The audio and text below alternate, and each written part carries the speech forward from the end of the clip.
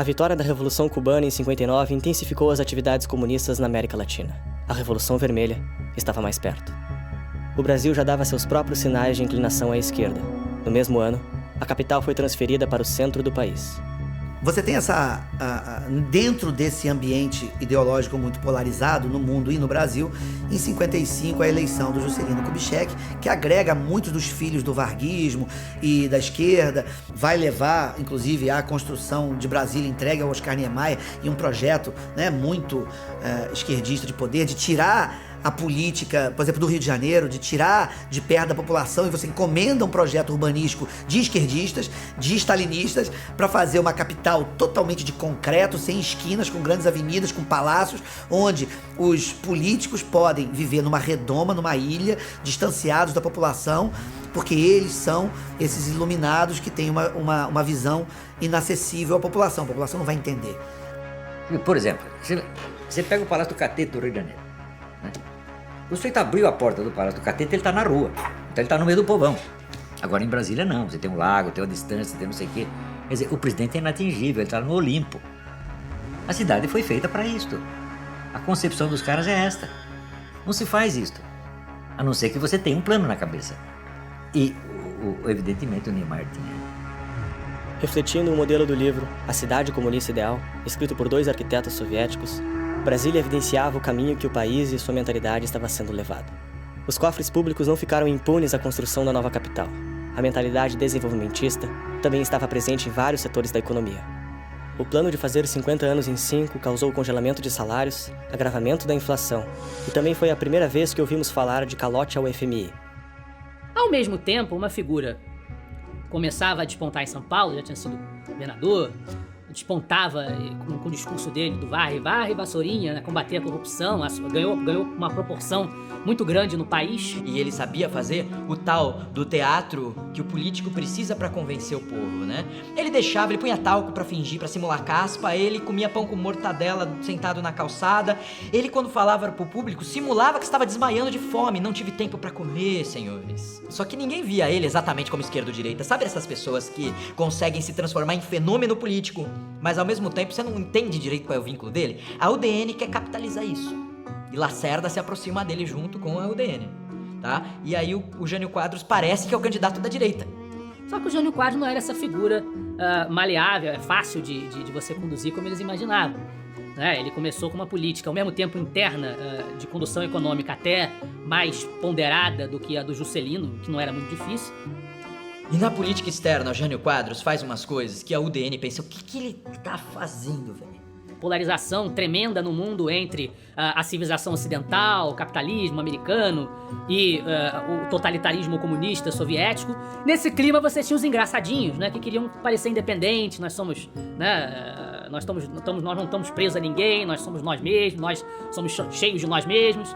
Ele se reaproxima da União Soviética, o vice dele vai pra China e o pior, ele condecora o Che Guevara, né, com a Ordem do Cruzeiro do Sul, né, uma espécie de premiação republicana.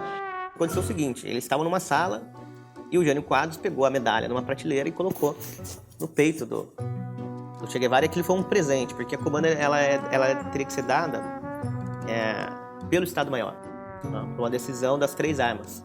E o presidente simplesmente passou por cima daquilo e deu o comando para o Che Guevara. Bom, isso já causou, então, assim, um desgaste entre o presidente e as Forças Armadas. E depois um desgaste entre o presidente e os setores que lhe davam apoio, os setores conservadores e liberais. Não é que ele fosse, eu não acho o Jânio Quadros comunista, eu acho que o Jânio Quadros, nessa ideia de ser independente, acabava não tendo uma linha diretiva. Como é que eu explico isso? Você tem uma foto num jornal que ele tá com um pé pra um lado, um pé pro outro, um olho pra um lado, um olho pro outro, o óculos torto.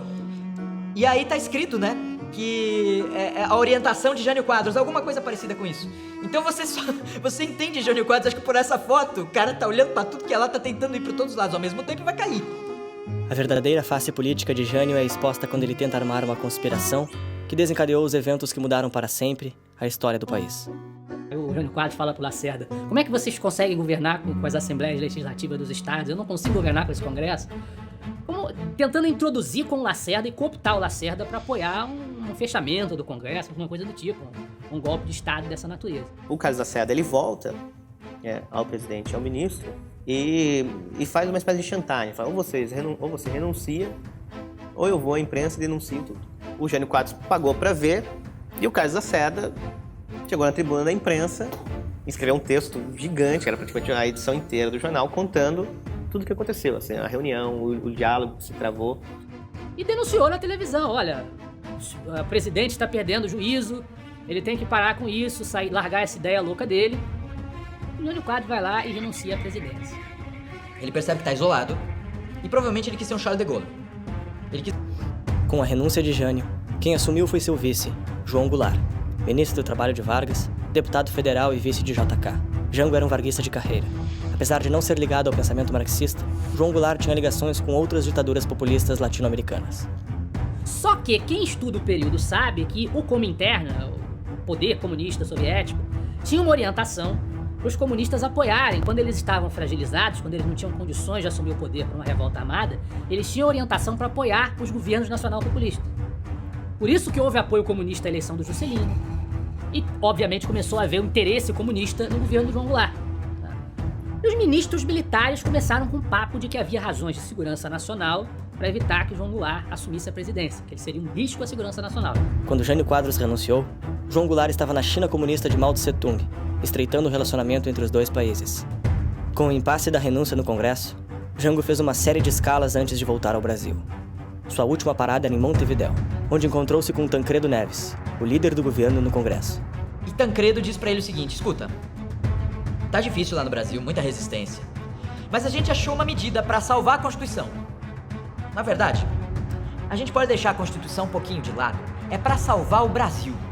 E tá, que conversa é essa, né? O Tancredo diz o seguinte: a gente pode fazer um parlamentarismo. Então assim, você é o presidente, mas quem governa é um ministro, primeiro-ministro, tá? Alguém colocado nessa posição pelo Congresso, momentaneamente, tudo. Pode ser, porque se você voltar como presidente, vão te perseguir, é melhor você ficar no exílio. E ele diz, pode ser. Agora eu abro um parênteses, o que estava acontecendo no Brasil nesse momento? No Rio Grande do Sul, o cunhado do Jango, chamado Leonel Brizola, estava armando toda uma espécie de revolução contra os grupos que queriam impedir a posse do Jango.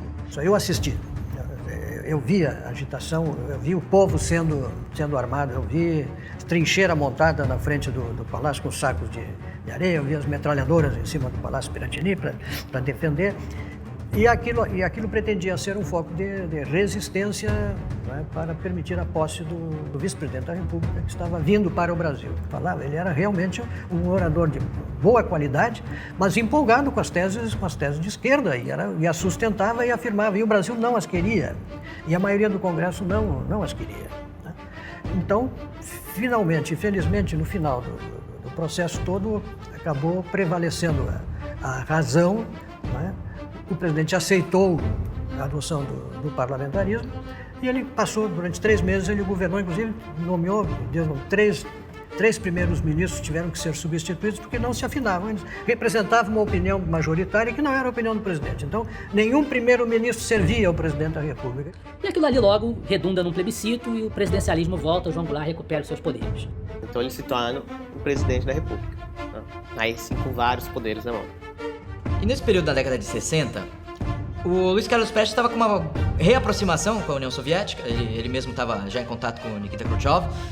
E nesses documentos ele conta como estava sendo feito o trabalho para que o comunismo assumisse o poder no Brasil. Era o objetivo declarado e expresso. Guerra Fria. E isto se acelerou a partir da chegada ao poder do Jango. Então a reaproximação com a União Soviética, essa aproximação com a China, eram indicativos de que a esquerda estava se reinventando. E essa reinvenção não tinha nada a ver com democracia. E começa uma política econômica intervencionista, também com seu caráter desenvolvimentista, emissionista, inflacionária. O João Goulart não consegue lidar com o problema que já vinha do Juscelino, como eu falei, né?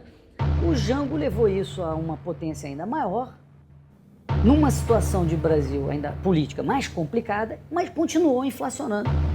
E chegamos à inflação de 100% ao ano, numa situação insustentável também, não só política. E as greves começaram. quando você tem uma crise econômica, é o cenário perfeito para começarem as greves, o barulho dos sindicalistas, do CGT. Até grupos militares sindicalizados. Nós tínhamos, então, uma possibilidade de república sindicalista, que é uma pré-revolução. O pessoal começa a ficar com medo dessa república sindicalista. E alguns fatos muito especiais acontecem. Ele favorece greves, ele estimula grupos a fazer greves. Greves para pressionar o Congresso. Agora me diz uma coisa, se você é um presidente que promove greves, paralisações nacionais, você, presidente da República, promove paralisações nacionais para pressionar o Congresso, isso é democrático? E isso vai seccionando a sociedade de uma tal maneira, absorvendo ainda o clima, a atmosfera da Guerra Fria, que o João Goulart conclui: o único caminho que resta a ele é se juntar com a extrema-esquerda. Já tem livros que denunciam a presença da KGB aqui naquele período. Você começa a ter guerrilha sendo treinada por cubanos. Também tem livros que denunciam, intelectuais que denunciam isso, tem registros disso. Isso não é segredo que existiam brasileiros que foram fazer guerrilha em Cuba. Em nossas pesquisas, nesses documentos, encontramos informações sobre aproximadamente 41 brasileiros que foram a Cuba fazer guerrilha, aproveitando dessa ajuda da STB, que fornecia essa logística no transporte via Praga.